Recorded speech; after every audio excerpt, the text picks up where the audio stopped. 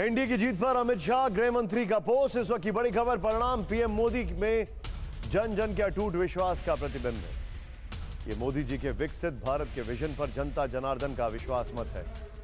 नया भारत इस जनादेश के साथ विकास यात्रा को और गति और शक्ति देने के लिए तैयार है।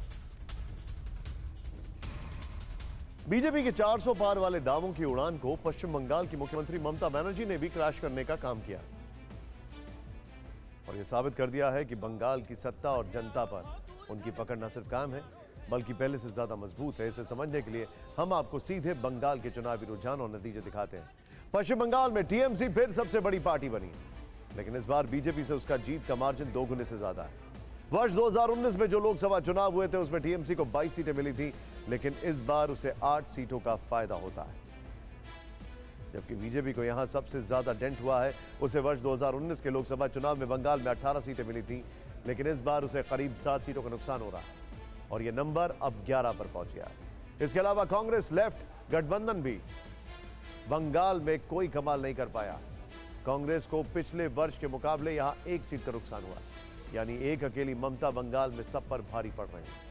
उनकी मां, माटी और मानुष वाला फॉर्मूला बंगाल में सुपरहिट रहा। जबकि बीजेपी को संदेश खाली के जिस मुद्दे में सबसे ज्यादा उम्मीदें थी, उसने बंगाल में बीजेपी के सियासी अरमानों को पूरा नहीं किया।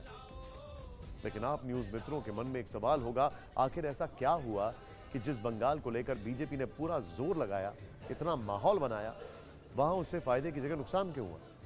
बीजेपी ने बंगाल में होने वाली हिंसा को बड़ा मुद्दा बनाया, कानून व्यवस्था यानी लॉ एंड ऑर्डर को फेल बताया, लेकिन ये मुद्दा ज्यादा असरदार साबित नहीं होता दिखा। इसी तरह शाहजहां शेख के गुनाहों के शिकार संदेश खाली की महिलाओं को लेकर भी बीजेपी ने अपना गुस्सा दिखाया। इसे बड़ा इशू बनाने की कोशिश की, लेकिन इसका भी कोई खास असर नहीं हुआ।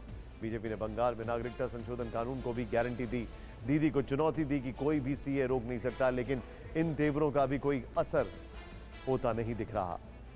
साथ ही शिक्षक भर्ती घोटाला और भ्रष्टाचार को भी बीजेपी ने मुद्दा बनाने की कोशिश की, लेकिन बीजेपी के इन सारे मुद्दों पर ममता बनर्जी का एक फॉर्मूला यानी मां, माटी और मानुष का फॉर्मूला काम कर गया। फिलहाल वक्त हो गया एक छोटे से ब्रेक का।